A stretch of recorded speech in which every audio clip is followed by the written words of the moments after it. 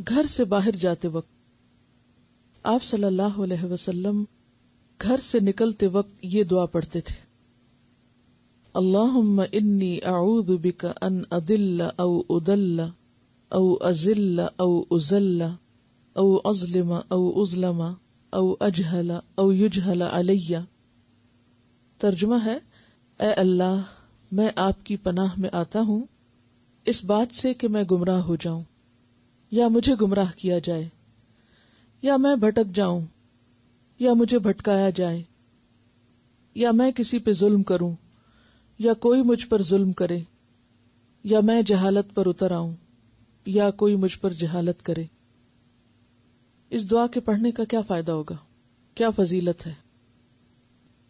اگر آپ یہ دعا گھر سے پڑھ کر نکلتے ہیں تو اس سے آپ کو کیا فائدہ حاصل ہوگا؟ انہوں نے اس کا ایک وقتی معنی لیا ہے کہ اگر ہم گھر سے نکل کے راستہ بھول جائیں، جہاں ہم جا رہے ہیں تو وہ راستہ نہیں بھولیں گے، اس بھول سے بچنے کے لیے ہے۔ یہاں بھٹکنے سے ایک تو وہی بھٹکنا مراد ہے جو انہوں نے فرمایا، اور دوسرا بھٹکنا ہدایت سے بھٹکنا۔ ضلال کا لفظ جو ہے ہدایت کا اپوزٹ ہے۔ اچھا، سوال یہ پیدا ہوتا ہے کہ گھر سے نکل کر اس کا خوف کیوں زیادہ ہوتا ہے؟ گھر میں تو ہم اپنا ایک ماحول بنا کے رکھتے ہیں، لیکن جب ہم گھر سے باہر نکلتے ہیں تو ہمیں طرح طرح کے لوگوں سے واسطہ پڑتا ہے، طرح طرح کے خیالات، طرح طرح کے آئیڈیاز سننے کو ملتے ہیں، اچھی بری چیزیں دیکھنے کو ملتی ہیں، تو ان میں بہت احتمال ہوتا ہے اس بات کا کہ انسان اپنا راستہ چھوڑ دے اور معاشرے سے متاثر ہو جائے۔ اور اگر ہم دعا پڑھ کے نکلتے ہیں تو اپنے آپ کو اللہ تعالیٰ کے حوالے کر دیتے ہیں اور ان تمام چیزوں سے نقصان اٹھانے سے بچ سکتے ہیں۔ اس میں یہ بات بھی آتی ہے کہ جیسے ہمیں کوئی نقصان نہ دے، ہم نہ بھٹکیں، اسی طرح ہم بھی کسی پہ ظلم نہ کریں، ہم بھی کسی کے ساتھ جہالت نہ برتیں، ہم بھی کسی کو نقصان نہ پہنچائیں۔ ہر طرح کے طاغوت اور ہر طرح کی اس قوت سے پناہ مانگی گئی ہے کہ جو انسان کو خیر اور بھلائی اور عافیت سے دور لے جائے، سب کے شر سے بچائے۔ اوکے، قرآن و حدیث کے طالب علم کے بارے میں آپ صلی اللہ علیہ وسلم نے فرمایا، جو طلب علم کے لیے گھر سے نکلا اس کو اللہ تعالی جنت کی راہ پر چلائے گا، اور فرشتے اپنے پروں کو طالب علم کی خوشنودی کے لیے بچھاتے ہیں۔ اس میں خاص طور پر خوشخبریاں ان لوگوں کے لیے جو تکلیف اٹھا کر گھر سے نکل کے ایک فاصلہ طے کر کے پھر آ کے علم حاصل کرتے ہیں۔ علم تو کہیں بھی حاصل کیا جا سکتا ہے، گھر بیٹھ کے بھی سیکھ سکتے ہیں، لیکن علم کے لیے نکلنا بہرحال باعث فضیلت ہے۔ کیا فضیلت ہے؟ ایک تو یہ نظر آ رہا ہے کہ فرشتے پر بچھاتے ہیں اور جنت کا راستہ آسان ہوتا ہے۔ میرا سوال یہ ہے کہ گھر سے نکل کر علم حاصل کرنے کی فضیلت کیوں بیان ہوئی ہے، جبکہ علم تو آپ کہیں بھی سیکھ سکتے ہیں، گھر میں بیٹھ کے بھی سیکھ سکتے ہیں۔ فرق کیا ہو جاتا ہے؟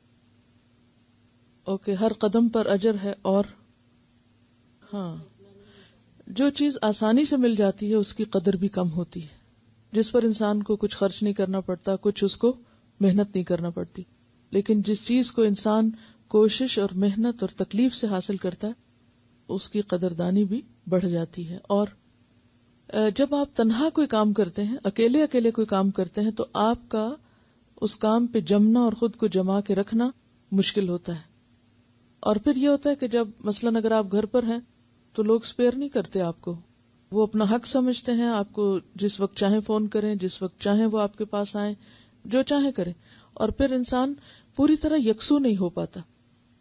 لیکن جب انسان ان سب چیزوں کو چھوڑ کر ایک خاص کام اور ایک خاص مقصد کے لیے گھر سے نکلتا ہے تو پھر وہ باقی سارے مقاصد بھول جاتا ہے، سب کچھ چھوڑ کر اسی ایک چیز کے اوپر فوکس کرتا ہے، اور اس طرح کوالٹی آف نالج جو ہے وہ بڑھ جاتی ہے۔ ایک ماحول کے اندر جب انسان پڑھتا ہے تو اس میں دوسروں کے ساتھ بھی شیئر کرتا ہے، جہاں استاد سے سیکھتا ہے وہاں اپنے ساتھیوں سے بھی سیکھتا ہے، ماحول سے بھی سیکھتا ہے، تو بہت ساری چیزیں انسان کو سکھانے میں مددگار ہو جاتی ہیں۔ جنہیں بذات خود جو علم کی فضیلت ہے وہ بھی اپنی جگہ مانی ہوئی ہے کہ انسان گھر سے، ہم ذرا تھوڑا سا سوچئے، ہم گھر سے کن کن کاموں کے لیے نکلتے ہیں؟ اور آج کی خواتین، یہ حکم مرد عورت دونوں کے لیے ہے، لیکن خواتین جو ہیں عموماً یعنی اب میرا نہیں خیال کہ کوئی بھی خاتون ایسی ہو کہ جو گھر سے بالکل نہ نکلتی ہو، اس کو دقیانوسی سمجھا جاتا ہے. کوئی دینی خاتون ہو یا دین میں نہ ہو، تمام خواتین گھر سے نکلتی ہیں، لیکن کن کن کاموں کے لیے؟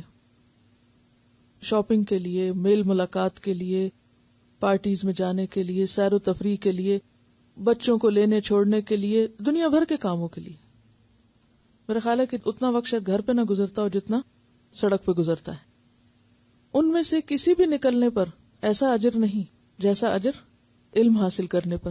اس کے باوجود کتنے فیصد خواتین اس کام کے لیے نکلتی ہوں؟ ہم ہر کام کے لیے نکلتے ہیں، لیکن جب اس کام کے لیے نکلنے کی باری آتی ہے تو ہمیں بہت سی مجبوریاں یاد آ جاتی ہیں.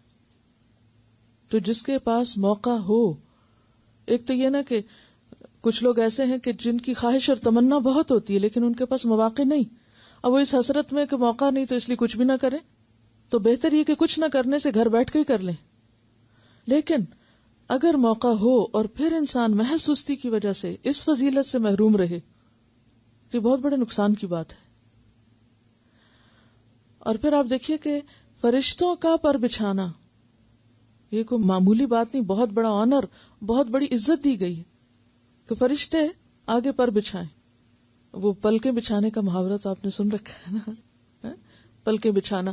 تو جس طرح ہماری زبان میں پلکیں بچھانا ہے، اسی طرح فرشتوں کا پر بچھانا ہے. یعنی اس محبت کی وجہ سے، احترام کی وجہ سے، اس کام کی عظمت کی وجہ سے جو ایک شخص کرنے کو نکلا ہے. اور اس میں تو کوئی شک ہی نہیں کہ بہترین علوم میں سے سب سے بہتر قرآن کا سیکھنا ہے. اگرچہ ہر علم جو فائدہ مند ہے، نفع مند ہے، خواہ وہ دین کا ہو یا دنیا کا، اس کا سیکھنا باعث ثواب ہے. لیکن خاص طور پر قرآن کا سیکھنا اور سکھانا، کیونکہ یہ صحیح حدیث سے نبی صلی اللہ علیہ وسلم سے یہ بات ثابت ہے، خیرکم من تعلم القرآن وعلمہ، تم میں سے بہترین ہیں وہ لوگ جو قرآن سیکھیں اور سکھائیں. اس کا یہ مطلب نہیں کہ انسان کسی پرائیڈ یا فخر یا غرور کا شکار ہو جائے کہ میں تو بہت اچھا ہو گیا ہوں. اس کا مطلب یہ کہ وہ ایک اچھا کام کر رہا ہے. اگر وہ اچھا کام کر رہا ہے تو اللہ تعالیٰ اس کو شاید اچھا ہونے کی بھی توفیق دے دے. یعنی اللہ تعالیٰ کسی وقت اچھا بھی شاید ہمیں بنا دے. لیکن اس کام کے اچھا ہونے میں کوئی شک نہیں کہ انسان کو پورے اطمینان کے ساتھ نکلنا چاہیے کہ میں جو کچھ کر رہا ہوں وہ درست کر رہا ہوں. ایک اور بات یہ ہے کہ جب بھی اکٹھے یعنی بیٹھیں تو پھر جڑ کر بیٹھنا چاہیے، صف میں بیٹھنا چاہیے، کیونکہ جو لوگ صف سے نکل جائیں پھر وہ فرشتوں کا جو گھیرا ہوتا ہے اس سے باہر ہو جاتے ہیں. یہ انہوں نے ایک اضافی بات اس میں ایڈ کی ہے. اکٹھے بیٹھ کے پڑھنے کی ایک اور برکت یہ بھی ہے کہ جس محفل میں اللہ کا ذکر ہو رہا ہوتا ہے اس محفل پر فرشتے اپنے پروں سے سایہ کرتے ہیں. جیسے حدیث میں آتا ہے ان للہ ملائکۃ سیارہ، اللہ کے کچھ فرشتے گلیوں بازاروں میں گھومتے پھرتے رہتے ہیں. پھر جب وہ کچھ لوگوں کو کہیں دیکھتے ہیں کہ وہ اکٹھے بیٹھ کر اللہ کو یاد کر رہے ہیں تو وہ ایک دوسرے کو بلانے لگتے ہیں اور سب وہاں جمع ہو جاتے ہیں، حتیٰ کہ آسمان تک ایک کے اوپر ایک تہ لگتی چلی جاتی. اور وہ صرف اس شوق میں کہ یہ لوگ اکٹھے بیٹھ کے اللہ کو یاد کریں، مل بیٹھ کے. تو اجتماعیت کی اپنی ایک برکت ہے. تو اس لیے اس وقت جو لوگ گھروں میں بھی بیٹھ کے پڑھ رہے ہیں میں ان کو بلیم نہیں کر رہی یا ان کو یہ نہیں کہہ رہی کہ وہ اچھا نہیں کر رہے. ظاہر ہے کہ کچھ مجبوریوں کی وجہ سے وہ ایسا کر رہے ہیں. ان کو بھی میں یہ چاہوں گی کہ وہ اگر اپنے ہمسایوں کو، اپنے دوستوں کو، اپنے قریب کے لوگوں کو اگر اکٹھا کر لیں، اگر 2-4 لوگ بھی مل بیٹھ کر سیکھیں تو وہ ایک دوسرے کو تھامے رکھیں گے اور ایک دوسرے پر نگرانی بھی رکھیں گے. جب ہم اکیلے ہوتے ہیں ہم ریلیکس ہو جاتے ہیں، ٹیک لگا لیتے ہیں، بعض اوقات اور کچھ نہیں تو لیٹ بھی جاتے ہیں، اور کچھ نہیں تو اٹھ کے جا کے کچن میں بھی تھوڑا سا کام کر لیتے ہیں کہ وہ کانوں میں آواز تو آ ہی رہی ہے تو چلو سن تو رہی ہیں، لیکن وہ پوری یکسوئی نہیں ہوتی. کیونکہ میں خود مختلف اسکالرس کی ٹیپس وغیرہ جب سنتی ہوں تو جب تک کاغذ اور قلم ہاتھ میں لے کے نہ بیٹھوں اور دروازے بند نہ کر دوں تو کچھ بھی ہاتھ پلے نہیں آتا. اگر صرف ایک آواز آتی رہے تو اس سے پوری طرح بات سمجھ میں نہیں آتی، کیونکہ ٹوٹ کے آپ سمجھ رہے ہوتے ہیں. تو خواہ آپ گھر پہ بیٹھے اور اگر آپ کی نیت یہ ہے تو آپ کو معلوم ہے کہ جو لوگ نیت اچھی رکھتے ہوں اور مجبوری کی وجہ سے وہ کسی ایسی محفل میں شریک نہ ہو سکتے ہوں تو ان کو گھر بیٹھ کر بھی وہ اجر مل جائے گا. جیسے غزوہ تبوک میں جانے والے کچھ لوگ جنہیں مجبوری نے اور عذر نے روک لیا تھا اور ان کے دل تڑپتے تھے اور ان کی آنکھیں آنسوؤں سے تر تھیں، بھری ہوئی تھیں، کہ ان کے پاس جانے کے لیے سواری نہیں ہے یا سامان سفر نہیں ہے اور اس بنا پر وہ شریک نہیں ہو سکے تھے، تو آپ صلی اللہ علیہ وسلم نے فرمایا کہ کچھ لوگ ایسے ہیں کہ جو مدینہ میں ہیں لیکن جس وادی کو تم نے پار کیا اور جس جنگل سے گزرے وہ تمہارے ساتھ تھے، اجر میں تمہارے ساتھ شریک رہے. حبسہم العذر، انہیں عذر نے روک لیا کہ ان کے دل کی تڑپ اور نیت تو بہت تھی مگر کوئی سبیل، کوئی سواری، کوئی راستہ نہ تھا ان کے پاس کہ وہ ایسا کر سکتے. تو اگر کسی عذر مجبوری کی وجہ سے گھر میں بیٹھ کے بھی سیکھنا پڑے تو اس صورت میں بھی پھر اپنے اوپر نگرانی خود ہی کرنی ہوگی. اور خاص طور پر یہ بات یاد رہے کہ جو وقت اللہ کے لیے ہم نے دیا ہے پھر وہ اللہ ہی کے لیے ہو، وہ کسی اور کام کے لیے نہ ہو، اور ادھر ادھر بغیر کسی شدید مجبوری کے توجہ نہ ہو.